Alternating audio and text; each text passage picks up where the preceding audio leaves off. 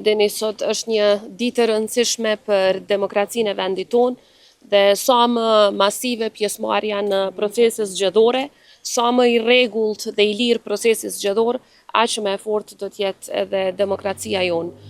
I uroj suksese të gjithë atyre që po marrin pjesë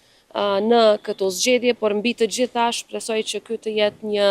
proces me rezultate që do të jenë në të mirë të qytetarëve tanë, një proces ku vota do të mbrohet me çdo kush dhe do të jetë e lirë për të gjithë qytetarët tanë pa dallim dhe si rezultat Kosova do të dalë edhe më e fortë nga këto zgjedhje. Shpresoj që qytetarët ta shfrytëzojnë këtë të drejtë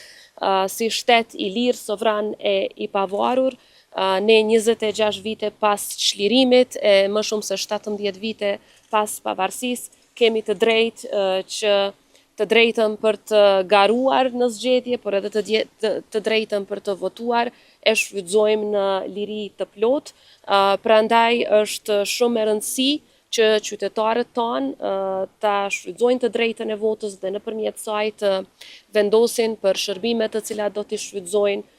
dhe mënyrën se si do të udhëheqen komunat e tyre. Ju faleminderit edhe juve dhe ju uroj suksese të gjitha institucioneve që do të merren sot me këtë proces,